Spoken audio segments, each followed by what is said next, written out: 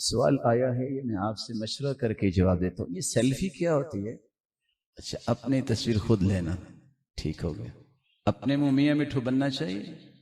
اکبر کذاب فی العالم الاسلامی، سب سے بڑا جھوٹا وہ ہے جو بیت اللہ میں جا کے اس طرح کا کام کر رہا ہوتا ہے. اور کیا کر رہا ہوتا ہے؟ ایک ہاتھ پہ موبائل اور ایک ہاتھ سے دعا کر رہا ہے. کذاب، جھوٹا انسان، دعا نہیں کر رہا، صرف فوٹو اتار رہا ہے. فراڈ ہے. رسول اکرم صلی اللہ علیہ وآلہ وسلم نے امت کو کتنا پیارا دین دیا ہے.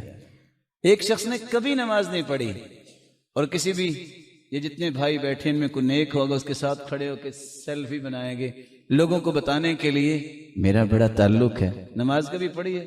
خیر وہ تو کبھی نہیں پڑھی. پہلے جب کسی کے گھر جاتے، کسی کے پاس کوئی آتا تو لوگ کیا نکال کے دکھاتے؟ یہ میں نے علم پڑھا، یہ میں نے ڈگری لی، یہ میں نے ڈگری لی، یہ میں نے ڈپلومہ کیا. اب کسی کے گھر جائیں، کسی کے پاس جائیں، وہ البم نکال کے دکھاتا، میں اس کے ساتھ بھی بیٹھا تھا، میں اس کے ساتھ بھی بیٹھا تھا، میں اس کے ساتھ بھی بیٹھا تھا. میرے بھائیوں، میں آپ کو 3 نصیحتیں کرنا چاہوں گا. رسول اللہ صلی اللہ علیہ وسلم کا فرمان ہے، استعینوا فی قضاء حوائجکم بالکتمان. اپنے کاموں میں کامیابی چاہتے ہو چھپا کے کرو. یہ جو عادات بن گئی ہیں، کھانا پکایا، فٹ پکچر لی، فیس بک پہ پھینکی، غلط. آپ اس کو تھوڑا سا سیریس پوائنٹ پہ جا کے چیک کیجیے گا کیوں غلط ہے. العین حق، العین حق، نظر بد حق ہے. ولو كان سابق القدر لسبقه العین. اگر تقدیر پہ بھی کوئی سبقت لے جانے والی چیز ہوتی تو نظر بد ہوتی. آپ یہ کھانا، یہ مختلف ڈشز اور عید پہ بچوں کے پکچر اتار کے جب فیس بک پہ بیٹھتے ہیں اور پھینکتے ہیں، کوئی شخص دیکھتا ہے، ماشاءاللہ نہیں پڑتا، نظر لگ سکتی ہے. پھر کیا کہتے ہیں؟ پتہ نہیں بچے کو ہوا کیا ہے، بس روئی جا رہا ہے. تم نے خود زیادتی کی ہے، تم نے خود زیادتی کی ہے. اور یہی چیز صرف بچے نہیں، میں نے مثال دی ہے، زندگی کے ہر پہلو پہ آ جائے. جو کام کامیاب کروانا چاہتے چھپا کے کرو. اس سیلفی لینے والا ہر 2 منٹ کے بعد سٹیٹس اپنا بتاتا ہے، کس دلیل کے مطابق بتاتا ہے؟ صحابہ تو اپنے آپ کو چھپا کے رکھتے تھے. اپنے معاملات کو چھپاؤ. اور حدیث سنو، صلاۃ الرجل، جو انسان نماز پڑھتا ہے، حیث لا یراہ الناس، جہاں لوگ نہیں دیکھ رہے، تضعف على 25 صلاة حیث یراہ الناس. تم لوگوں کے سامنے کھڑے ہو کے 2 رکعتیں پڑھو، تم اکیلے کمرے میں پڑھو، فرق کتنا ہے؟ 25 گنا فرق.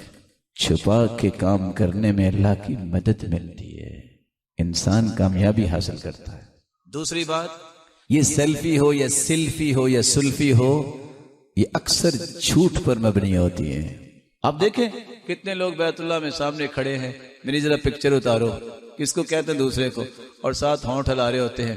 جھوٹے، دعا نہیں کر رہے، صرف پکچر اتارنے کی. جھوٹا انسان کو عزت ملے گی؟